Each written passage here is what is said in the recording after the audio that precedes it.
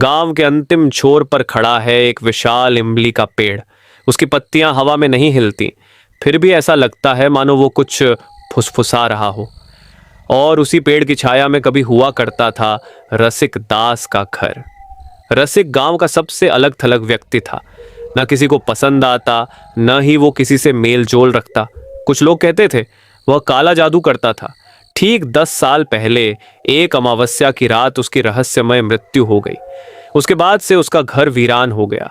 चारों ओर झाड़ियां उग आईं और वो इमली का पेड़ बन गया एक ठंडी भयावह छाया। गांव में अफवाह फैल गई कि हर अमावस्या की रात उस इमली के पेड़ के नीचे दिखाई देता है एक विशाल काला बिल्ली जैसा जीव, जिसकी आंखें जलते कोयले की तरह चमकती हैं। कोई भी उसके पास जाने की हिम्मत नहीं करता।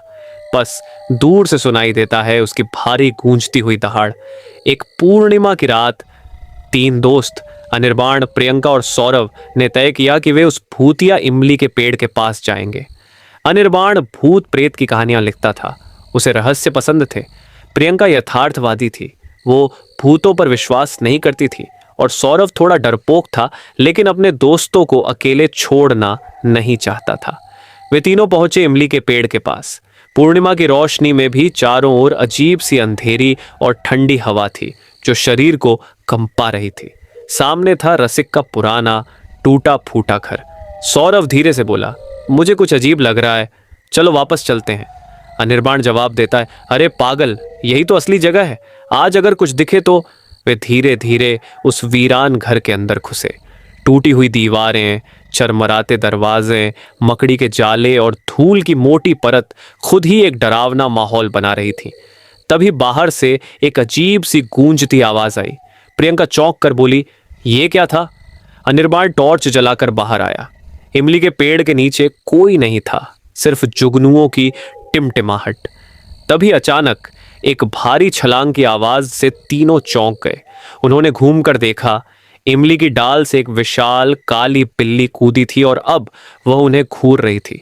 उसकी आंखें जल रही थीं, मानो सदियों का क्रोध और श्राप उनमें भरा हो। प्रियंका बोली, ये ये कोई आम बिल्ली नहीं है। सौरभ चीख उठा, ये रसिक की आत्मा है, मैंने कहा था ना।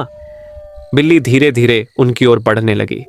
अनिर्बाण ने उसकी आंखों पर टॉर्च डाली, लेकिन कोई असर नहीं हुआ, बल्कि बिल्ली ने गर्जना की और झपटने को तैयार हो गई। तीनों दोस्त डर के मारे पीछे हट गए। उसी पल बादलों से चांद निकल आया और उसकी रोशनी पड़ी बिल्ली पर। उस पल जो दिखा वह बेहद भयानक था। बिल्ली की जो छाया जमीन पर पड़ रही थी वह बिल्ली की नहीं थी, वह थी एक राक्षस की छाया, लंबी, विकृत और हिंसक। प्रियंका की आवाज सूख गई।